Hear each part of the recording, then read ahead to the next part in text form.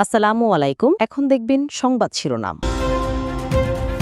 ছড়িয়ে পড়েছে মধ্যপ্রাচ্যের যুদ্ধ। ইরানের জাহাজে মার্কিন সাবমেরিনের হামলায় নিহত অন্তত ৮০। খামেনির স্থলাভিষিক্ত হলেন সৈয়দ মুজতাবা।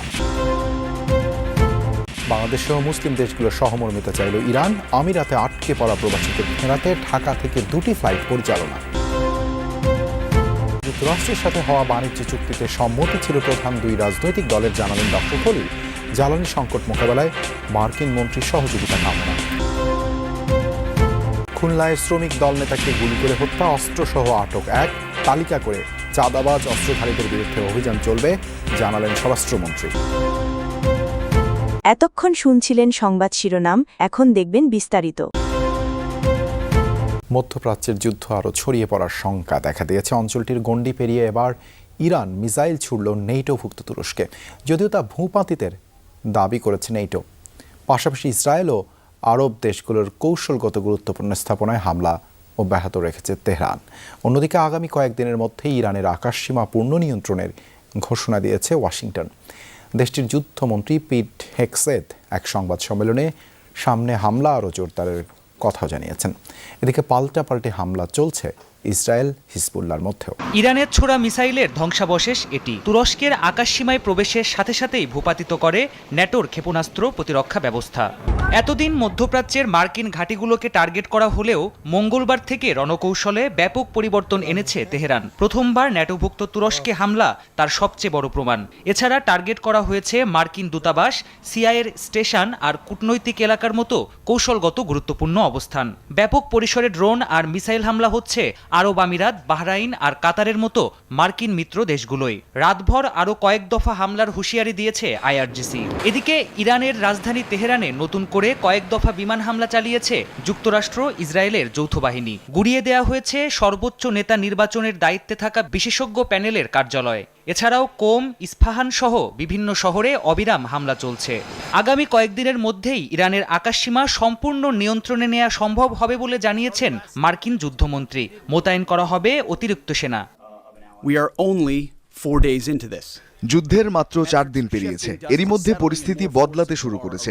আরও বেশি সেনা পাঠানো হচ্ছে। তবে তাড়াহুড়ো করছি না আমরা। কয়েকদিনের মধ্যে আমরা ইরানের আকাশসীমার পূর্ণ নিয়ন্ত্রণ নেব। প্রেসিডেন্ট ট্রাম্প বলেছেন, জয়ী হতে যতদিন সময় লাগে আমরা ততদিন সময় নেব। And as President Trump has said, we will take all the time we need.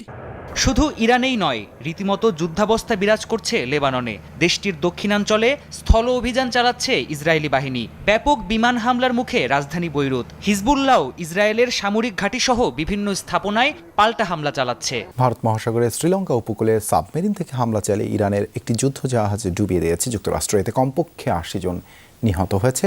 ওয়াশিংটনের দাবি, দ্বিতীয় বিশ্বযুদ্ধের পর এটি প্রথম টর্পেডোর হামলায় শত্রুপক্ষের যুদ্ধ জাহাজ ডুবির ঘটনা। শ্রীলঙ্কার পররাষ্ট্রমন্ত্রী জানিয়েছে, নৌযানটিতে ১৮০ জন ক্রু ছিল। জীবিত উদ্ধারকৃতদের মধ্যে ৩২ জনের অবস্থা গুরুতর। তাদের স্থানীয় একটি হাসপাতালে ভর্তি করা হয়েছে বলে জানিয়েছে শ্রীলঙ্কা। এখনও নিখোঁজ অনেকে, তাদের সন্ধানে অভিযান চালাচ্ছে শ্রীলঙ্কার সামরিক বাহিনী। গত মাসের শেষ দিকে ভারতের উদ্যোগে বঙ্গোপসাগরে আয়োজিত এক নৌমহড়ায় অংশ নিয়েছিল ইরানিয়ান ফ্রিগেটটি। সংযুক্ত আরব আমিরাতে আটকা পড়া বাংলাদেশিদের নিয়ে ইউএস বাংলা এয়ারলাইন্সের প্রথম বিশেষ ফ্লাইটটি ঢাকায় অবতরণ করবে সকাল ৭টায়। ঢাকা দুবাই ঢাকা রুটে 2টি বিশেষ ফ্লাইট পরিচালনা করছে ইউএস বাংলা এয়ারলাইন্স। যুক্তরাষ্ট্র ও দুবাইয়ের অনুমতি সাপেক্ষে ফ্লাইটগুলো পরিচালিত হচ্ছে। প্রথম ফ্লাইটটি শাহজালাল বিমানবন্দর থেকে বুধবার সন্ধ্যা 7:20 দুবাইয়ের উদ্দেশ্যে রওনা হয়। একই ফ্লাইট 28 ক্রু সহ 189 জন বাংলাদেশিকে নিয়ে দুবাই থেকে সকাল 7টায় ঢাকায় ফিরবে। বৃহস্পতিবার অপর বিশেষ ফ্লাইটটি ঢাকার হজরত শাহজালাল আন্তর্জাতিক বিমানবন্দর থেকে বিকেল 5:15 দুবাইয়ের উদ্দেশ্যে ছেড়ে যাবে, যা দুবাই থেকে স্থানীয় সময় রাত 10টায় ঢাকায় ফেরার কথা। প্রবাসীদের সাথে আটকে পড়া বিমান বাংলাদেশ এয়ারলাইন্সের ক্রুদেরও ফিরিয়ে আনা হবে। এর আগে গত শনিবার ইরান, ইরাক, কুয়েত, সংযুক্ত আরব আমিরাত, বাহরাইন, কাতার ও জর্ডানে তাদের আকাশসীমা বন্ধ করে দেয়। যুদ্ধ শুরুর পর থেকে এখন পর্যন্ত হজরত শাহজালাল আন্তর্জাতিক বিমানবন্দর থেকে 173টি ফ্লাইট বাতিল হয়েছে। খুলনার রূপসা উপজেলার শ্রমিক দলের আহ্বায়ক মাসুম বিল্লাহকে গুলি করে ও কুপিয়ে হত্যা করেছে দুর্বৃত্তরা। রাতে মহানগরের ডাক বাংলা মোড়ে এই ঘটনা ঘটে। এ সময় অস্ত্রসহ হাতে নাতে আটক করা হয় একজনকে।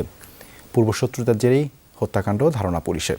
নিহত মাসুম বিল্লাহ আন্তজেলা পরিবহন শ্রমিক ইউনিয়নের সাবেক সভাপতি। সিসিটিভির ফুটেজে দেখা যায় বুধবার রাত 9টার দিকে খুলনার ব্যস্ত ডাকবাংলা মোড় বাটার দোকানের সামনে পরিবারের সদস্যদের নিয়ে ঈদের কেনাকাটা করছিলেন শ্রমিক নেতা মাসুম বিল্লাহ। হঠাৎ 6 থেকে 7 জনের একটি দল ঘিরে ধরে তাকে ধারালো অস্ত্র দিয়ে এলোপাথারি কুপিয়ে করা হয় জখম। পরে মৃত্যু নিশ্চিত করতে গুলি করা হয়। গুলির শব্দে পুরো এলাকায় আতঙ্ক ছড়িয়ে পড়ে। স্থানীয়রা এগিয়ে এলে পালানোর চেষ্টা করে হামলাকারীরা। এ সময় দায়িত্বরত ট্রাফিক পুলিশ ও জনতার সহায়তায় অশোক ঘোষ নামে একজনকে বিদেশি পিস্তল সহ আটক করা হয়। যখন আমি বলি যে আমি পুলিশ, তাকে ধরেন, এই কথা বলার পরে লোকজন তাকে ধরে, তখন আমি তাকে যে জাপটে পিস্তল সহ কোমরে ধরে ফেলি। পরে গুলিবিদ্ধ মাসুম বিল্লাহকে নেওয়া হয় খুলনা মেডিকেলে, কিন্তু চিকিৎসক তাকে মৃত ঘোষণা করে। মরদেহ রাখা হয়েছে হাসপাতালের মর্গে। পূর্বশত্রুতার জেরেই হত্যাকাণ্ড ধারণা পুলিশের। আটক অশোক ঘোষ পুলিশের তালিকাভুক্ত গ্রেনেড বাবু গ্রুপের ঘনিষ্ঠ বলেও জানা গেছে। মাসুম নামে যে ব্যক্তি মারা গিয়েছে তাকে মারার জন্য ওরা একটা কন্ট্রাক্ট পেয়েছিল। সেই কন্ট্রাক্টের ভিত্তিতেই আমরা আসামের কাছ থেকে যে তথ্য পেয়েছি, ওরা কন্ট্রাক্ট কিলিং এর জন্য আসলে এসেছিল। ঝিনাইদহের শৈলকুপায় আধিপত্য বিস্তার নিয়ে দুপক্ষের সংঘর্ষে অন্তত 25 জন আহত হয়েছে। ভাঙচুর করা হয়েছে 3টি বসতঘর। বুধবার রাতে উপজেলার হাকিমপুর গ্রামে ঘটনা ঘটে। পুলিশ জানায় ওই গ্রামের ইউনিয়ন বিএনপির সভাপতি বকুল বিশ্বাসের সমর্থকদের সাথে দীর্ঘদিন ধরেই স্বেচ্ছাসেবক দলের সভাপতি তরুণ বিশ্বাসের সমর্থকদের বিরোধ চলছিল। বুধবার সন্ধ্যায় দুপক্ষের সমর্থকদের বাকবিতণ্ডা হয়। এরই জের ধরে দুপক্ষের সংঘর্ষে জড়াইতে অন্তত 25 জন আহত হয়। ভাঙচুর করা হয়েছে 3টি বাড়িঘর। খবর পেয়ে পুলিশ ঘটনাস্থলে পৌঁছে পরিস্থিতি নিয়ন্ত্রণে আনে।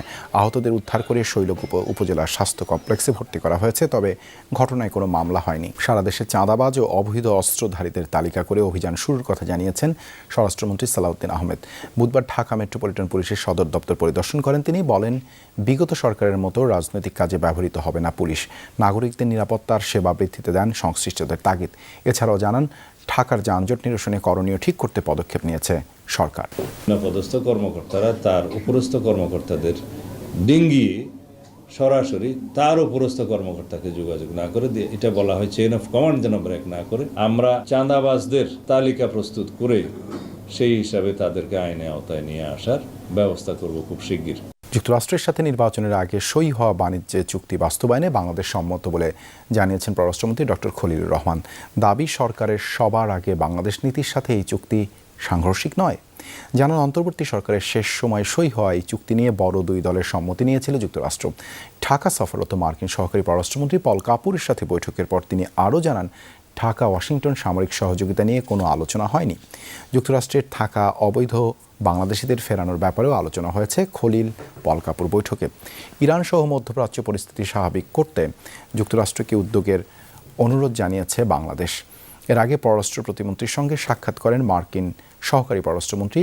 সফরের শেষ দিন বৃহস্পতিবার বিএনপি ও জামায়াত সহ রাজনৈতিক দলগুলোর সাথে বৈঠকের পাশাপাশি প্রধানমন্ত্রী পররাষ্ট্র উপদেষ্টার সাথে সাক্ষাৎ করবেন পল কাপুর। রিসিপ্রোকাল ট্রেড এগ্রিমেন্ট, সেটার ব্যাপারে উনি ইতিমধ্যে আশ্বস্ত হয়েছেন যে বাংলাদেশ সরকার এটার ইমপ্লিমেন্টেশন অব্যাহত রাখবে। ইউএস ট্রেড রিপ্রেজেন্টেটিভ আমাদের প্রধান দুটি দলের প্রধানের সঙ্গে নির্বাচনের আগেই কথা বলেছিলেন এবং তারাও এতে সম্মতি দিয়েছিলেন।